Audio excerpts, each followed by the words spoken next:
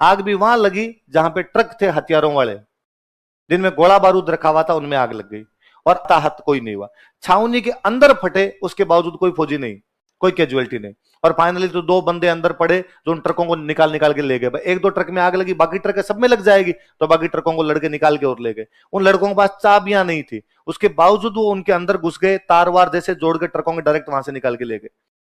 और भाई शाम को यूं था कि भाई गोले चले, लेकिन जैसे तैसे करके बीकानेर तो बच गया, वरना आज पूरा बीकानेर तबाह हो जाता। यदि वो सारे गोले चल जाते तो एक आदमी नहीं बचता, पूरा बीकानेर एक साथ पूरा शहर मटिया मेट होता। लोगों ने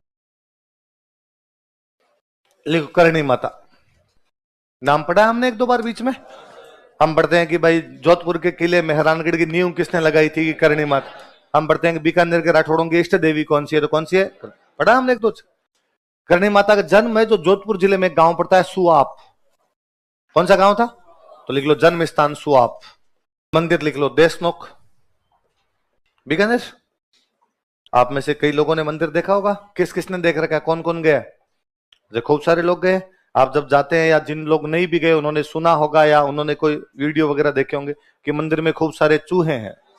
मंदिर में क्या खूब सारे, इसलिए इस मंदिर का नाम ही पड़ गया चूहों का मंदिर। क्या पड़ गया, वो जो चूहे होते हैं उनको चूहा नहीं बोलते, उनको बोलते हैं काबा।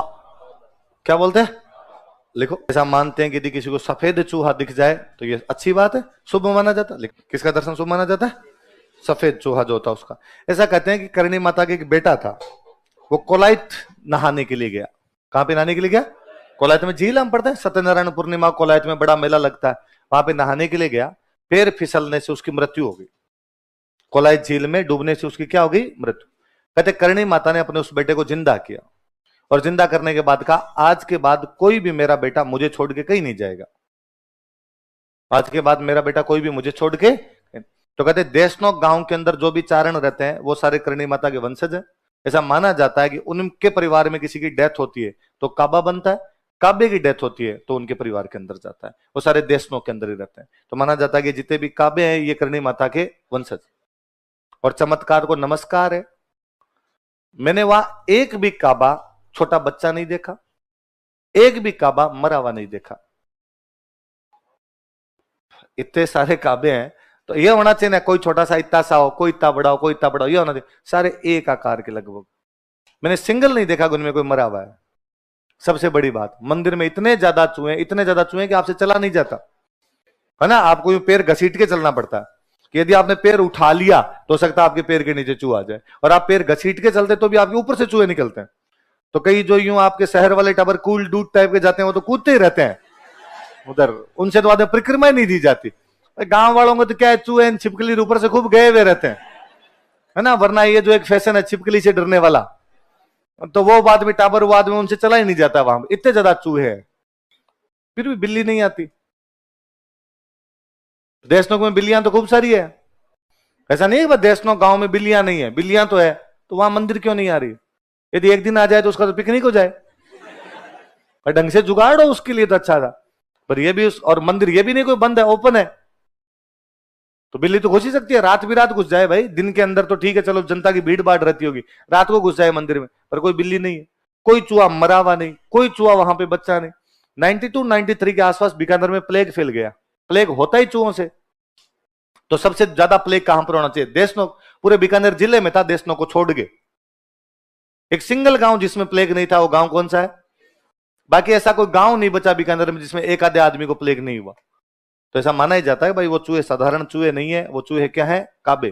काबे मतलब वो भगवान जो करणी माता उनके क्या है, वंश। तो आप भी जाओ तो आप कभी नोटिस करना कि वहां पे कोई भी चूहा आपको छोटा नहीं दिखेगा, और कोई भी चूहा आपको मरा हुआ नहीं दिखेगा। और सफेद चूहे के दर्शन दुर्लभ है, बहुत रेयर किसी आदमी को सफेद चूहा दिखाई देता है। कि यदि कोई आदमी यूं बहुत आस्था ही हो, भयंकर आस्था हो, तब जाके डोगरी दर्शन देती है, वरना हर आदमी के लिए तो बस की बात नहीं। अब आप में से कई कहेंगे कि नहीं सर हम गए थे और हमें वहां पे दिखा था। दिखना किसको कहते हैं, मैं इस मंदिर में 100-150 बार आराम से गया हूंगा। कोई कि बीकानेर पढ़ते तब हमारे लिए वहां जाना बहुत नॉर्मल सा हुआ करता था, सप्ताह में एक बार चले जाते। नवरात्रों के अंदर तो यूं पक्का था कि पहले नवरात्रे को पैदल जाएंगे। पहले नवरात्रे के दिन यदि बीकानेर को देख लिया जाए तो ऐसे लगता है बीकानेर खाली हो गया, और पूरा बीकानेर देशनोक चला गया। पूरी रोड ब्लॉक है, महिलाएं, बच्चे, बूढ़े, जो वहां क्या मतलब गाड़ियां भर भर के, मोटरसाइकिलें जा रही है, पैदल लोग जा रहे हैं, पूरे यूं जुड़ जाती है भीड़ कि बीकानेर से देशनोक तक लाइन बनाई जाए तो लाइन क्रॉस कर जाए, इतने सारे लोग जाते हैं। तो हम तो स्कूलों में पढ़ते उस टाइम तो खूब जाया करते भाई, 30-35 किलोमीटर पड़ता है, ज्यादा दूर भी नहीं है, तो पैदल भी खूब सारे जाया करते थे वहां पे। तो आस्था भी खूब सारी बीकानेर के अंदर है कि नहीं भाई, करणी माता की आस्था भी वहां पर रखी जाती है। और पर वो आजकल जो मंदिर है, वो मंदिर पूरी तरीके से पिकनिक स्पॉट हो रखा है। आजकल मुझे लगता है आजकल लोग आस्था से तो कम आते हैं और चूहे देखने ज्यादा आते हैं, तो फोटो खींचने में उनमें बिजी रहते हैं। तो मैं 100-150 बार गया हूं, मुझे सिंगल टाइम सफेद चूहा नहीं दिखा। देखना किसको कहते हैं? देखने का मतलब है कि आप घुस के मूर्ति के सामने गए, आपने हाथ जोड़े, हाथ जोड़ के परिक्रमा लगाई, परिक्रमा लगा के वापस आ गए, इसको तो कहते हैं दर्शन करना। इस दौरान तो आज तक नहीं दिखा। एक बार मुझे याद है कि आगे से एक निकला था, मुझे ऐसा यू फील हुआ कि सफेद चूहा निकला है, था कि नहीं था पता नहीं, पर उस दिन लगा अरे यार आज अपने घुसते अपने को सफेद चूहा दिख गया। इसको तो देखना कहते हैं, इसमें तो एक बार भी नहीं दिखा। वैसे मेरे को 150 के 150 बार दिखा है कि वहां पर एक साइड में कढ़ाई पड़ी है, वहां कढ़ाई के पास आप 15-20 मिनट आधा घंटा जाके खड़े हो जाओ तो वहां दिख जाता है, पर वो जबरदस्ती है। वो तो फिर आप माता जी करेगा दिख आया हूं तो ऐसे तो नहीं। डोकरी जिस दिन भला करेगी उस दिन खुद ही दर्शन दे देगी, और यदि आपकी भक्ति में कहीं ना कहीं कमी है तो तब तक आपको डोकरी दर्शन नहीं। तो अपने मानते हैं कि भाई अपने इतनी अच्छी भक्ति नहीं करते होंगे डोकरी को कि डोकरी को ये लगे कि इसको दर्शन देने चाहिए। वहां जाके उस कढ़ाई के पास में, जब वहां तो जितनी बार गए हमेशा खड़े होते हैं, अब तो मेरा जी नहीं करता। शुरू में जाते तब कहते नहीं सफेद देख के ही जाना है, तो वहां पे खड़े हो जाते। एक वो जो ढोल बजाने वाले हैं उनके पास में जाके खड़े हो जाते। वो 2-3 लोकेशन है जहां पर वो 15-20 मिनट के अंदर घूमता है, एक आधा कोई सफेद चूहा घूमता है, तो यहाँ पे देख लिया जाए। पर फिर मुझे लगने लगा कि यार ये तो माँ के साथ जबरदस्ती है कि अपने माँ को कह रहे हैं कि नहीं तुझे दिखना ही पड़ेगा, देख मैं इतनी दूर से आया हूं तेरे लिए, अब तो यहाँ पे दिखाई दे। तो आजकल तो मैं उधर जाता है, मैं हाथ जोड़ता हूँ, परिक्रमा लगाता हूँ, बाहर निकल आता हूँ कि जिस दिन राजी होगी माँ उस दिन तो खुद ही दर्शन दे जाएगी, राजी नहीं है तो अपने भाग में नहीं। तो ऐसे जाते ही मंदिर मूर्ति के सामने गए, परिक्रमा निकाल के बाहर आए, आप में से किस किस को दिखा है? 1-2। क्योंकि मंदिर जाने वालों में तो अपने खूब सारे लोगों ने हाथ खड़े किए, तो बहुत रेयर दिखता है वास्तव में। तो ये कोई डोकरी का चमत्कार सा ही है। ये तो मुख्य मंदिर है, ये जो मुख्य मंदिर है ये तो कौन सा है? देशनोक में क्या बोलते हैं इसको? चूहों का मंदिर। चूहों को क्या बोलते हैं? काबा। और कौन से काबे को देखना चाहिए? इस देशनोक से थोड़ा सा अंदर की तरफ चलते हैं, मतलब गांव की अंदर जो जंगल की तरफ है, वहां पर एक मंदिर और बना हुआ, जिस मंदिर को बोलते हैं नेहड़ी जी। क्या बोलते हैं? नेहड़ी जी बोलते हैं। पहले तो मैं बताता हूं नेहड़ी क्या होती है। बिलोना देखा? बिलोना, बिलोना देखा होगा? दही दही करने वाला जो छाछ को जो बिलोते हैं, दही को बिलोते हैं, उसमें एक लकड़ी होती है जो जमीन में रोपते हैं, एक लकड़ी जो जमीन में रोपते हैं। फिर आगे आपकी हांडी रखी हुई, फिर हांडी में एक लकड़ी और होती है। जो हांडी में लकड़ी होती है जो घूमती है उसमें, वो तो है जेरना। वो तो क्या है? जेर। वो लकड़ी जो आपके जमीन में रोपी और जिसके चारों तरफ आप रस्सी घुमाते हो उसको बोलते हैं नेहड़ी। क्या बोलते हैं? तो जो जमीन में रोपी हुई लकड़ी जिसके सहारे रस्सी घूमती है वो तो क्या है? जो हांडी के अंदर आपके जो लकड़ी घूमती है, मथती है उस दही को, उसको क्या बोलते हैं? झेरना। तो वो जो नेहड़ी है वो जो बाहर लकड़ी लकड़ी होती है जो आपके जमीन में रूपी होती है। कहते करणी माता जब यहाँ रहते थे इनके पास खूब सारी गायें थी, खूब सारी गायें थी, तो उन गायों का दूध होता, दूध का आप दही जमाओ, दही की आप छाछ बनाओ। जब उनको यहाँ पे वो छाछ वगैरह बनाया करते, तो जो लकड़ी उन्होंने लगा रखी थी, जो नेहड़ी लगा रखी थी, वो खेजड़ी का पेड़ है। वो क्या है?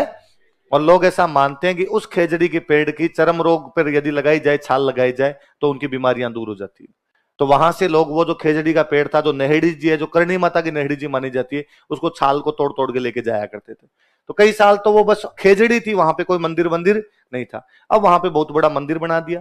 अब तो वहां पे इतनी ज्यादा भीड़ आने लग गई कि उस खेजड़ी को कवर कर रखा है ताकि इसकी छाल कोई उतार नहीं सके, वरना लोग छीना झपटी करते हैं वहां उसके लिए। तो अब उसको पूरा कवर कर दिया, पर वो मंदिर बहुत अच्छा सा बना हुआ है। तो आप में से जब भी कोई जाए तो मुख्य मंदिर तो जाए, बाद में नेहड़ी जी जाके आए, क्योंकि नेहड़ी जी वाली जगह पे करणी माता रहती थी। तो वहां नीचे अब भी एक गुफा बनी हुई है, ऐसा उस गुफा में एक शिवलिंग है। ऐसा माना जाता है कि इस गुफा में बैठ के करणी माता तपस्या किया करती थी। और जब करणी माता इस गुफा में बैठ के तपस्या करती, तब बाहर के किसी भी आदमी की एंट्री बैन थी, कि बाहर से कोई भी आदमी इस गुफा के अंदर नहीं जाएगा। और यदि कोई बंदा उस गुफा के अंदर जाएगा तो करणी माता को सूचना देके जाएगा, भाई माता जी मैं अंदर आ रहा हूं, तो जा सकता है, वरना तो नहीं जाएगा। कारण कहते हैं कि भाई करणी माता जब उस गुफा में बैठती तो अपना भेष बदल लिया करती, रूप परिवर्तन करके वहां पर बैठा करती थी। इसलिए डोकरे टाइप के लोग तो आज भी इन बातों का ध्यान रखते हैं। और जब उस गुफा के अंदर घुसते हैं तो या तो उसकी दीवारों पर मारते हैं, आने का एंट्री साइन है, या बाद गांव का सीधा तरीका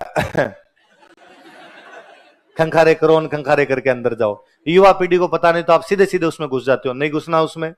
उस गुफा में घुसने से पहले या तो उसकी दीवारों पर मारा जाए या बाद में क्या किए जाए, खंखारे किए जाए, तब अंदर जाके सूचना मिलेगी भाई आप अंदर आ सकते हो। उस मंदिर को क्या बोलते हैं? ऐसा कहते हैं कि करणी माता 151 साल की होगी मरी थी। कितने साल जिंदा रही थी? आप कभी नोटिस भी करना, ऐसा होता भी है कि यदि कोई बंदा 100 साल के बाद जिंदा रहे, हम भारतीय दर्शन ये मानता कि व्यक्ति का जीवन कितने साल का है? 100 साल से पहले पहले आदमी मर जाएगा, अपने 100 साल का माना जाता। पर मान लो यदि कोई 100 साल के बाद जिंदा रहता है, तो यदि किसी आदमी के बाल उड़ गए तो वापस आते हैं, यदि बाल सफेद हो गए काले होते हैं, यदि दांत गिर गए तो वापस आते हैं। महिलाओं की दाढ़ी आ जाती है, महिलाओं के दाढ़ी के बाल आने लग जाएंगे, और कहते हैं कि जिन महिलाओं के दाढ़ी के बाल आने लग जाते हैं वो देवी का रूप है। इसलिए आज भी गांव में जिन महिलाओं के इस प्रकार के चेहरे पर बाल दिखाई दे उनको चमत्कारी महिलाएं माना जाता है। तो करणी माता की दाढ़ी आ गई थी, इसलिए करणी माता का नाम यह दाढ़ी वाली डोकरी। क्या नाम है? डोकरी का मतलब होता है बूढ़ी महिला। डोकरी का मतलब क्या होता है? इतने बूढ़े हो गए थे कि उनकी क्या आने लग गई थी? दाढ़ी आने लग गई थी। देखो, करणी माता को दाढ़ी वाली डोकरी कहा जाता है। अरे डोकरी शब्द पे आपको पता नहीं क्यों अजीब लगता है। मैंने मतलब यहां आने के बाद मैं पढ़ाने लगा तब मुझे लगा कि डोकरी शब्द पे हंसते हैं। मैंने कभी याद ही नहीं आता करणी माता के मंदिर गए और कभी किसी को करणी माता के जाके कोई पूछता कहां जा रहे हो? डोकरी के। कहां से आ रहे हो? डोकरी। करणी माता। और आपको गाड़ियों के पीछे लिखा हुआ मिलेगा डोकरी कृपा, आपको मूर्तियों के नीचे लिखा हुआ मिलेगा दाढ़ी वाली डोकरी। तो डोकरी माता जी जितने भी ये देवियां हुई है इनके लिए सम्मानजनक शब्द ही माना जाता था कि भाई बूढ़ी महिलाएं थी जिन्होंने हमारे समाज के अंदर चमत्कार दिखाए। तो डोकरी का सामान्य मीनिंग तो क्या होता है? बूढ़ी महिला, चेहरे पे दाढ़ी ना आ गई थी इसलिए क्या बोलने लग गए? अभी भी कभी आप देख रहे हैं, कभी देशनोक जाओ तो वहां बाहर दुकानें, आप उन दुकानों पे कभी नोटिस करना कि कोई बंदा जाता तो मूर्तियां लाता है वहां से। तो कोई बंदा गया दुकान पर, उसने जाके कहा मुझे करणी माता की मूर्ति दे दो। तो करणी माता की एक बहुत फेमस सी मूर्ति है जिसमें करणी माता एक महिला के रूप में खड़ी है, उनके हाथ में वो त्रिशूल सा लिया हुआ है और साथ में एक शेर बैठा है। साथ में क्या बैठा हुआ है? शेर। वो बहुत फेमस मूर्ति है करणी माता की। तो दुकान वाला फटाफट वो निकाल के देता है। कई बार 10 लोगों में से कोई एक आदमी वापस कहेगा ये मत दे, डंकी दे, दाढ़ी वाली दे। असली रूप माता जी का वो है, ये तुम्हारे बनाए हुए हैं कि माता है तो माता के साथ में शेर है और माता है तो माता के हाथ में क्या है? त्रिशूल। ये हमारे वाली करणी माता नहीं, ये तो कोई माता है। हर देवी का स्वरूप इसी प्रकार का है। हमारे वाली माता जी तो वो है जिसमें दाढ़ी आ रखी है। फिर बाकायदा वो एक सिंगल फोटो निकाल के देता है जिसमें एक बुढ़ी सी महिला बैठी है और उस महिला के चेहरे पे क्या रखी है? दाढ़ी आ रखी है, इसलिए नाम ही क्या पड़ गया? दाढ़ी वाली डोकरी। कितने साल के हो गए मरे? 151 साल के। और मुझे तो यह भी बड़ा अजीब लगता है, इन माता जी को कभी आप नहीं कहा जाता। कितने साल की हो गए मरी? तू। मां के साथ रिश्ता तभी बन पाता है डंका। तो मेरे कभी याद नहीं आता, कभी मैं और किसी मंदिर में गया हूं तो मैं उनको जाके भगवान का जोड़े, हे भगवान आप ये करना मेरे लिए, आप ये करना। करणी माता अगर मैं कभी कहूं तो डोकरी तू ये कर, तू मेरा ये भला काम कर, तू मेरा ये अच्छा काम कर। माँ को आप कहे फिर माँ वाली सी फीलिंग ही नहीं आती, फिर लगता कोई और कोई महिला है उसके साथ। तो वो दिल वाला रिश्ता तो तभी बन पाए जब आपको लगता है कि आप वाकई उसके बेटे और वो आपकी माँ है।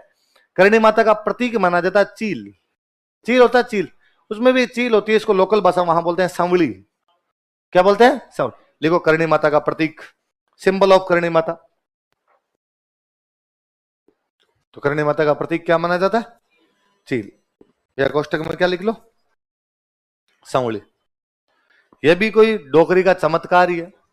बीकानेर में किला है जूनागढ़, जूनागढ़ का किला 1589 के आसपास बना लिया राय सिंह ने। 500 साल हो गया आज बने। कितने साल हो गए? 2000 चल रहा है तो 500 साल हो गए।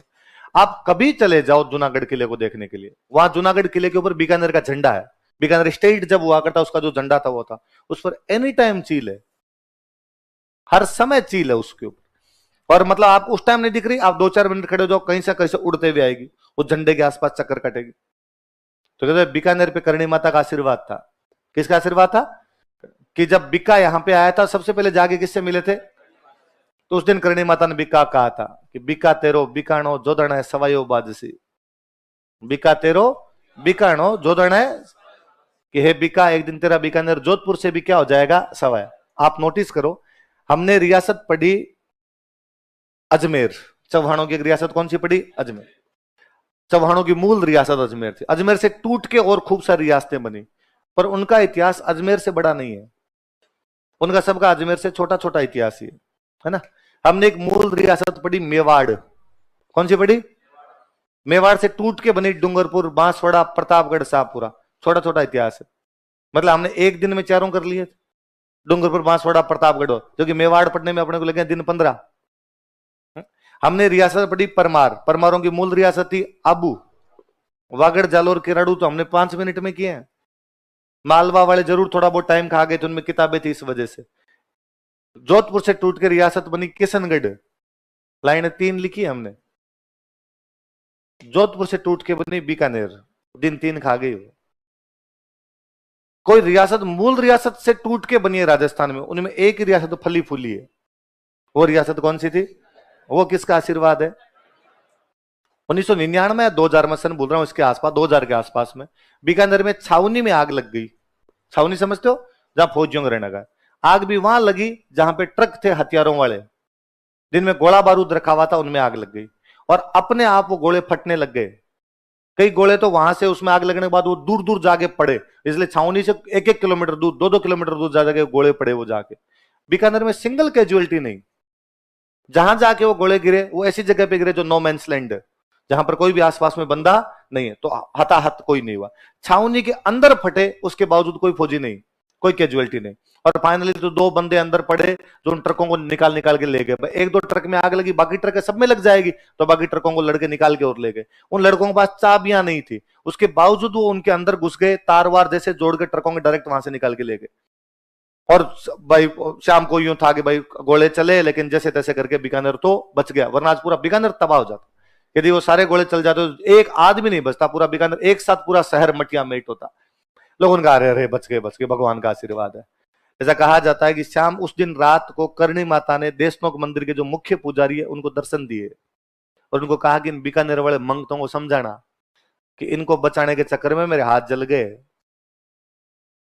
बचाने के चक्कर में मेरे क्या जल गए, आग, आग में आप हाथ लगाओगे तो हाथ जलेंगे ना, तो वो गोले बारूद के मैंने हाथ लगा लिए थे, तब ये बचे हैं जाके। मैं तब छोटा था बहुत, अखबारों में मुझे अब भी याद है, अखबारों की हेडलाइन थी कि अगले दिन पूरे बीकानेर के अंदर जितनी महिलाएं, उन्होंने हाथों में मेहंदी लगाई। हाथ जब जल जाते हैं तब हाथों को जलन से रोकने के लिए क्या लगाते हैं, मेहंदी। अगले दिन था कि करणी माता के हाथों को जलन से बचाने के लिए बीकानेर की समस्त महिलाओं ने मेहंदी लगाई। कि उस दिन यदि कोई बीकानेर को बचा रहा था तो कौन बचा रही थी, डोकरी बचा। तो डोकरी का भयंकर भयंकर वाला आशीर्वाद है अभी भी। और चील वाला है, मुझे हमेशा लगता है कि यार इस वैज्ञानिक दौर में भले कितनी बातें माने और नहीं माने, वो चील हमेशा वहीं क्यों रहती है, हमारे घर पे तो नहीं आ रही भाई। यदि यूं कह दे बीकानेर में खूब सारी चिड़ियां, फिर तो हर जगह ही आनी चाहिए, फिर तो हर घर पे आ जानी चाहिए। मैं ही लोग करणी माता को मानता हूं तो हमारे घर पे ही एक डली रहे कि भाई मेरे को जब जी में करणी माता देखने चील आ जाए। उस किले के ऊपर क्यों मंडरा रही है, वो उनकी इष्ट देवी थी, उन राजाओं के अंदर वो चीजें थी। एक बीकानेर वाला अभय सिंह था आपके, सॉरी जोधपुर वाला अभय सिंह, एक युद्ध पढ़ा मैंने गंगवाना, गंगवाना का युद्ध पढ़ा। तो कहते गंगवाना वाला जब युद्ध हुआ था तो अभय सिंह ने बीकानेर घेरा था और चारों तरफ से बीकानेर को घेर कर अभय सिंह ने मारूंगा तुमको सबको। जोरावर सिंह अंदर बैठा बेचारा, बेचारा हिल नहीं पाए, एकदम पार ही नहीं पड़े कि क्या किया जाए, और जोरावर सिंह लगा मरा दिया। इस बार अभय सिंह बीकानेर लूटेगा और अपनी पार इसके खिलाफ। तो जोरावर सिंह बैठा बैठा करणी माता को याद करता है और करणी माता कहता है कि डाडाली डोकर थई क्यों कह तू गई विदेश, कि हे दाढ़ी वाली महिला, या तो तू डोकरी मतलब इतनी बुढ़ी हो गई कि अब तेरे से कोई काम नहीं होता। डाडाली डोकर थई का तू गई विदेश, या तो विदेश चली गई, हमारा बीकानेर छोड़ के चली गई, या तो इतनी बुढ़ी हो गई कि अब तेरे से कोई भी काम नहीं होता। खून बिना क्यों खोसी जर निज बिका को देश। आज देख हमारी क्या हालत हुई है कि हम बिक्का के वंशजों का देश जोधपुर वाले छीन लेंगे, हम लड़ाई भी नहीं कर पा रहे, हम चारों तरफ से घेर लिए गए हैं। तो कहते हैं उसको यूं करणी माता ने को दर्शन दिए कि चील दिखी कैसा सा कोई वृतांत है। उसने बाद में अपना एक बंदा भेजा सवाई जयसिंह के पास। किसके पास भेजा, सवाई जयसिंह। और सवाई जयसिंह को आगे कहा भाई हमारी पार नहीं पड़ रही, तू हमारी सहायता कर। सवाई जयसिंह बदमाश आदमी था। सवाई जयसिंह ने कहा कि तुम्हारी रक्षा तो करणी माता करती है, तुम तो बीकानेर वाले कहते हो ना हमारे तो करणी माता आ जाती, इस बार कहां गई तुम्हारी करणी माता। वो 2 पंडित जी आए थे, वो और सियाणे थे, उनका करणी माता ने ऑर्डर दिया है कि इस बार सवाई जयसिंह बचाएगा मेरी तरफ से। इसलिए सवाई जयसिंह जयपुर की तरफ से जोधपुर पे हमला करता है, गंगवाना पे। जब इधर जोधपुर से जाता तो अभय सिंह कहां बैठा हुआ है? बीकानेर। तो अभय सिंह को लगा कि यार यदि मैं बीकानेर बैठा रहा तो सवाई जयसिंह क्या लूट लेगा मेरा? जोधपुर। तो अभय सिंह बेचारा भाग के आया उधर से, गंगवाना के अंदर लड़ा, तो बीकानेर खाली हो गया। गंगवाना में लड़ाई, उसके अंदर सवाई जयसिंह जीतता है, जोधपुर वालों पर जुर्माना लगाता है, फिर वहां से वापस आता है। तो गंगवाना की तो पूरी लड़ाई डोकरी ने जिताई है उस दिन, कि वरना वहां से अभय सिंह की घेरा ही खाली नहीं करता, और घेरा खाली नहीं होता तो अभय सिंह लूट लेता उस दिन। तो याद रहेगी करणी माता की बात है। अगले माता जी लिखो।